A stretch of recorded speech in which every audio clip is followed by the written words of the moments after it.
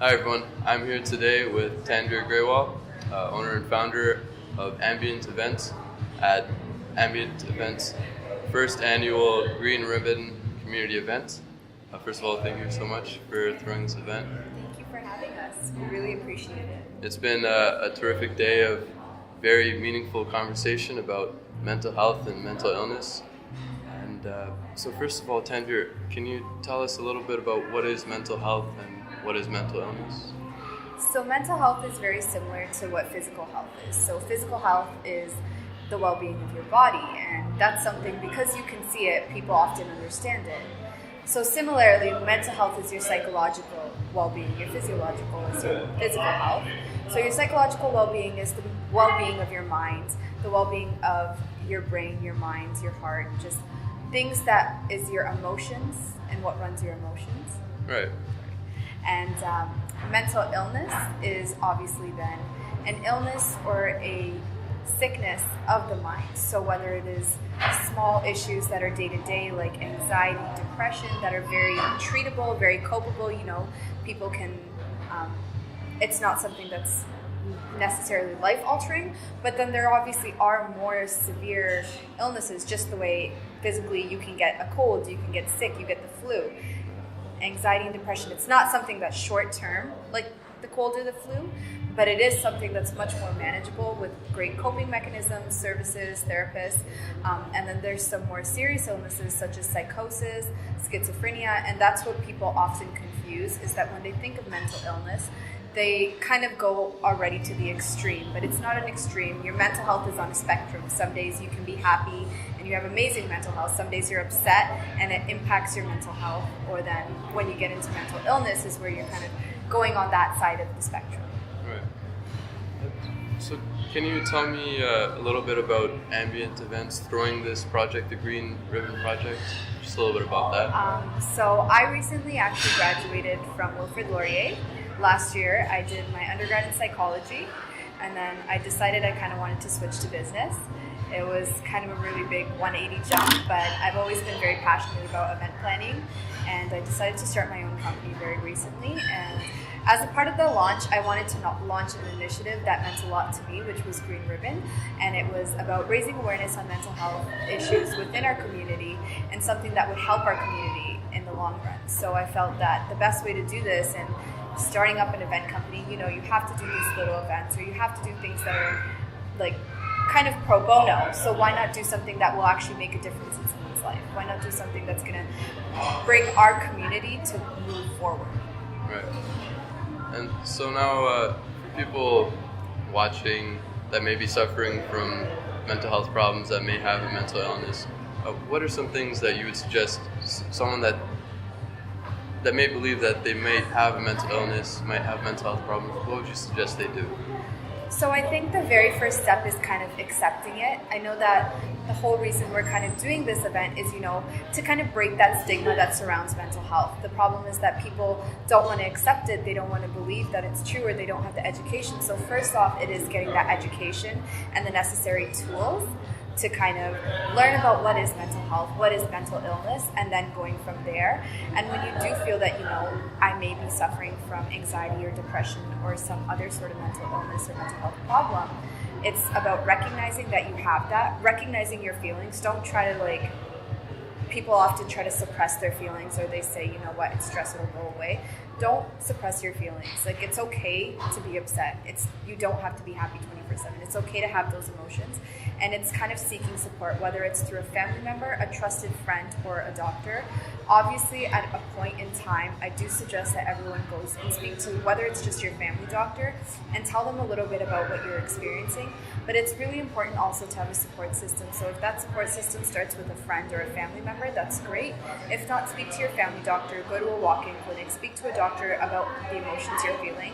And we have amazing resources that you can speak to about finding the resources, long-term care, finding medication, or even just finding someone to talk to so that you feel a little less stressed out, so you feel relieved and you're able to have these conversations and open up to people. Right. And now, for someone that thinks that someone close to them is suffering from mental illness, is having a hard time with their mental health, what would you suggest to them? I have a friend or a family member that I believe is suffering from mental illness, what should I do? So that's actually a really good question. I've personally experienced it, and I think there is a little bit of a difference between generations.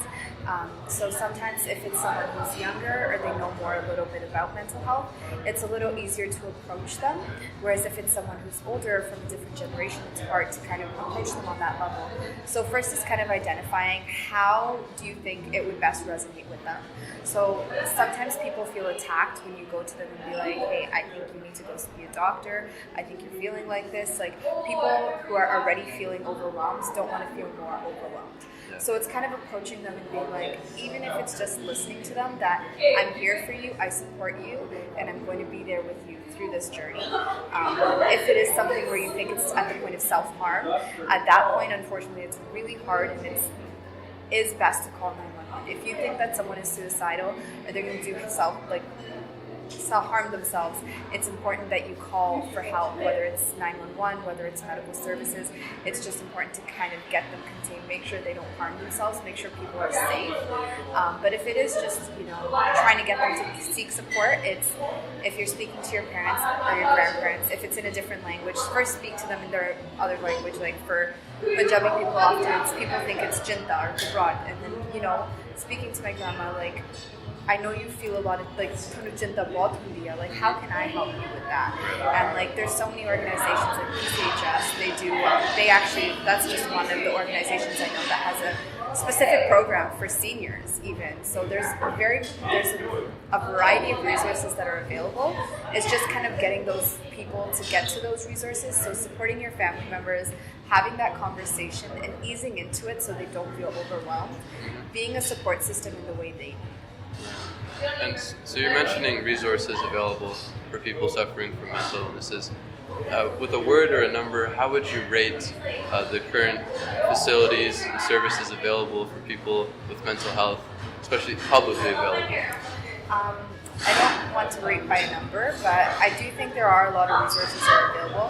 I think the problem is that sometimes people feel that there are not a lot of resources, but it's more so that people aren't aware of the resources that are available. I know for some organizations it becomes hard when they're the faces, like PCHS is one of the biggest organizations, especially in the Punjabi community, that people are aware of, that when you only have 30 to 40 caseworkers working, it's hard to kind of cover everyone's cases and get people immediate help, but there are many different organizations, and like some of the panelists today, so we have Soch Mental Health, and these girls are amazing at finding resources available to the community. They're very active on social media as well, and there's so many different resources that are available so that there's no language barriers, there's no socioeconomic barriers. Like we try to, especially in Brampton, the GTA, there's so many resources that are available to each specific culture, to each background, that there are no barriers, but it's hard when people don't know about these resources. So it's as simple as if you do need those resources or you're trying to find them, reach out to someone, look online. You can even go to the hospital, they can provide you with resources. The hospital is a resource, obviously, but in terms of resources available, there are a lot of resources, they're just not very known. Yeah. Which is the problem. That's where the problem begins. Is because of the stigma or the judgment or fear, the resources sometimes get suppressed as well. And so now my next point was going to be, what improvements do we need in the infrastructure or resources? But from what you're telling me, I'm assuming it's just more awareness, breaking down the stigma, and also just more individual caseworkers, human resources available at the disposal. That's obviously the biggest point, is having more resources available, but it is mostly just kind of raising the awareness and eliminating that stigma, whether it's fear, whether it's judgment, whatever stops people from going and getting those resources. And then raising awareness through workshops like this, events like this, even through word of mouth, through the community. Like I know the girls at Social Mental Health, they're teaming up with another organization and doing Gurdwara workshops. So places where that there are more people in our community, whereas for children it's a little bit easier because they can directly get those resources through school. They're taught about those resources in school, but for people who are working or elders, it's very hard. So kind of finding those points is, where do people go the most? So like, for Sikhs, it's a lot of people go to the Gurdwara religiously, so having workshops or having resources, being told at the Gurdwara of where these resources are, how you can find them, things like that, like raising the awareness, that's kind of where we're at as trying to increase those resources. Right. Well, thank you so much for all your efforts. It's very inspirational, and these are the steps that need to be taken to progress mental health awareness and the treatment. Thank you so much, Tanveer, and it's been my pleasure to talk to you today. Thank you for having us. It means so much to have the support of people like yourselves and just the community, because this is kind of how we're going to tackle these issues and how we're going to end the stigma. And the more we have the community support, the easier it is to kind of bridge that gap between generations and bridge that gap between finding those resources. So thank you very much for coming out today, and thank you for shooting our event. Speaking for myself and for the community, we will always support you. Thank you very much. That means a lot.